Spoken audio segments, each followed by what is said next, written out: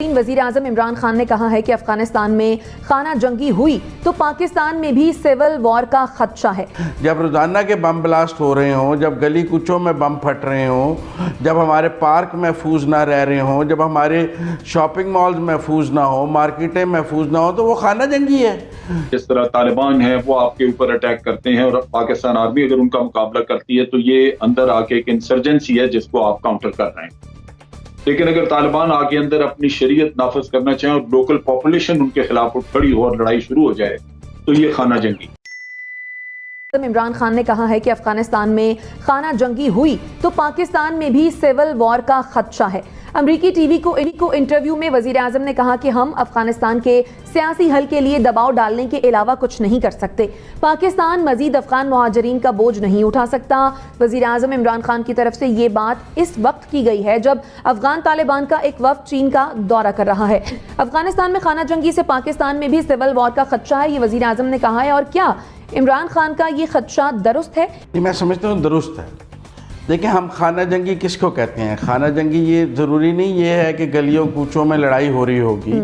अगर गली कूचों में बम फट रहे हैं तो वो भी तो खाना जंगी है। वो दहशत गर्दी तो कोई एक आइसोलेटेड वाक़या हो गया, टेररिज्म का एक वाक़या हो गया, दो हो गया। जब रोज़ाना के बम ब्लास्ट हो रहे हों, जब गली कूचों में बम फट रहे हों, जब हमारे पार्क महफूज ना रह रहे हों, जब हमारे शॉपिंग मॉल्स महफूज ना हो, मार्केटें महफूज ना हो, तो वो खाना जंगी है। जब मेरा मतलब है और क्या, जंग का समा हो गया कि मैं घर से निकलूँगा मुझे नहीं पता क्या होगा। अब अगर लाहौर में कितने बम ब्लास्ट हुए हैं उस दौरान, गुलशन इकबाल पार्क से लेके हर जगह, कराची में कितने हुए, और कोयटा में तो अब भी दोबारा लहर आ गई है। तो इसलिए मैं समझता हूँ कि ये ठीक बात है कि खाना जंगी ये थोड़ी है कि गली कूचों में कोई गुरिल्ला वार हो रही होगी, एक तरफ पाक फौज ने बंदूकें पकड़ी होंगी, दूसरी तरफ टीटीपी असला लेके चल रही होगी। नहीं, ऐसा नहीं है। ये ऐसे ही खाना जंगी होगी। इधर बम फट गया, उधर कार्रवाई हो गई, वो अगवा हो गया, वो तावान हो गया, वो उसको ले गए। हमने देखे नहीं पंजाब से यहाँ यूसुफ रज़ा गिलानी का बेटा, सलमान तासीर का बेटा, ये क्या था? ये भी खाना जंगी की किस्म थी। जब आपके शहरी इलाकों से तालिबान या अफ़गानिस्तान में लोग अगवा होकर चले जाएं और फिर उनके भारी भारी तावान देके उन्हें वापस लाया जाए। और हमें अफ़गानिस्तान से क्या मिला है? जब रूस के ख़िलाफ़ लड़े कलाशनकोफ और मंशियात मिली, 9/11 के बाद लड़े तो बम ब्लास्ट मिले। अब फिर हम बेवजह कह रहे हैं कि जी वो तालिबान होगा तो ये होगा। नतीजा वही होगा जो रूस के साथ हुआ और 9/11 के बाद हुआ। और मैं समझता हूँ कि ठीक कहा है उन्होंने।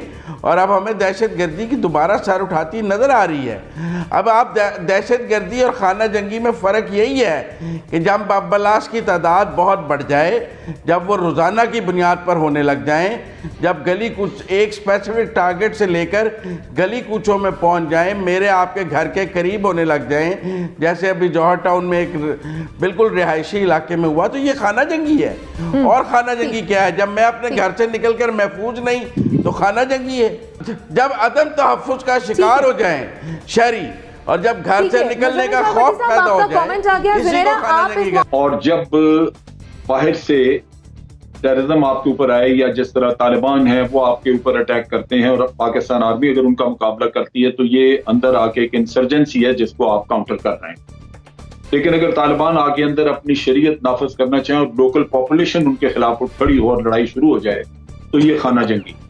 क्योंकि तालिबान प्रेडोमिनेंटली पख्तून है, इसलिए ये पॉसिबिलिटी मौजूद है कि पाकिस्तान साइड से कुछ पख्तून उनकी मदद करना चाहें, उनको हेल्प करना चाहें, या ये कि कोई इनकी आपस में ऐसी अंडरस्टैंडिंग हो जाए कि उन तालिबान को ये इधर पनाह देना चाहें, क्योंकि इनकी एफिनिटीज हैं। और किसी ज़माने में जब फेंस वगैरह नहीं थी तो ये बड़ा फ्रीली मूव करते थे, इनके रिश्तेदारियाँ हैं, एक दूसरे की फैमिलीज बटी हुई हैं।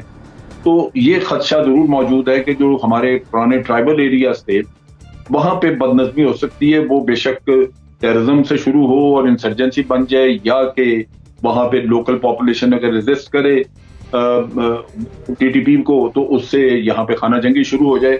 लेकिन ये कन्फाइंड होगी उन ट्राइबल एरियाज में जहाँ आज ये इशू मौजूद है कि वो कुछ लोग तालिबान से, अफगान तालिबान से रग़बत रखते हैं, उनकी मदद करना चाहते हैं। देखिए, मेरे ख्याल में जो अफ़गान महाजरीन हैं वो सिर्फ़ केपी तक महदूद नहीं हैं, उनकी कराची में भी सेटलमेंट्स हैं और सेटलमेंट से ज़्यादा अब बात बढ़ गई हुई है, वो तो मिक्स हुए हुए हैं। और क्या वजह थी जो हमारे आर्म फोर्सेस को एडिंग एंड एबेटिंग का वर्ड यूज़ करना पड़ा, वो इसलिए करना पड़ा कि जो यहाँ रहते हुए भी हमारी सफ़ों में हैं और हमें उनका नहीं पता कि उनकी हमदर्दियाँ किसके साथ हैं, अपने अफ़गान रिश्तेदारों के साथ हैं यहाँ रहते हुए भी, तो आपको डिफ़ाइन करना पड़ा ना what is aiding and abetting the terrorism. तो इसका मतलब है कि आपके सोशल फैब्रिक में वो लोग मिक्स हो चुके हैं, उनको आइडेंटिफाई करना बहुत मुश्किल है। और जब उधर की सिविल वॉर का इम्पैक्ट इधर आएगा तो इधर क्या होगा, इधर कोई और वॉर तो नहीं होगी, इधर भी सिविल वॉर ही होगी।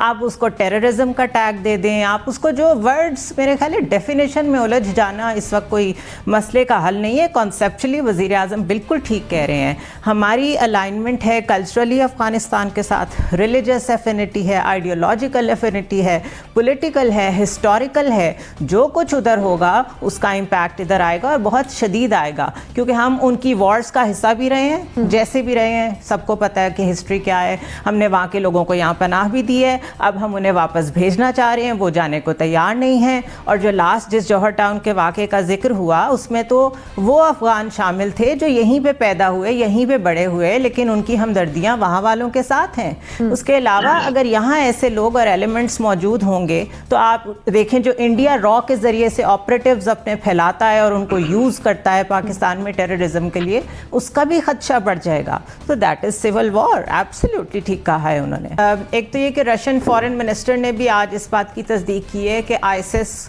के फुटप्रिंट्स वहाँ पे हैं। इसका मतलब है कि अफ़गानिस्तान पहले ही वॉर टॉर्न कंट्री था, अभी वहाँ पे इराक और सीरिया जैसी सूरत हाल होने जा रही है। तो वॉर के अलावा स्ट्रीट्स में भी आपको क्राइम सिविल वॉर नज़र आएगी।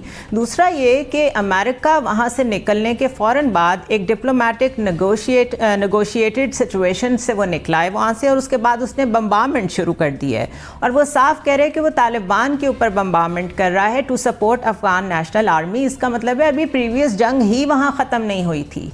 तो सबसे ज़्यादा इम्पैक्ट तो आपको पता है हमेशा पाकिस्तान पे ही आता है। तो मिलिटरीली भी, सोशली भी, हर लिहाज से सिविल वॉर के लिए हमें तैयार रहना चाहिए। कि तालिबान के जो असरात हैं वो नज़रियाती या फ़िक्री जो असरात हैं वो आपकी सोसाइटी के अंदर उनका रद्द-ए-अमल ज़रूर हो सकता है, उनका असर रसूख बढ़ सकता है। वो लोग जो इस्लामाइजेशन के साथ या जो तालिबान के साथ रग़बत रखते हैं उनके अंदर ये सोच तक़वियत पकड़ सकती है कि अच्छा जी तालिबान ने कोई फ़तह हासिल किया है, और अगर वो किसी एक इरादे के ऊपर या जो भी सोच है उनकी, तो उसके असरात तो वाइडली हो सकते हैं उन तबकात के अंदर जो तालिबान के साथ रग़बत रखते हैं।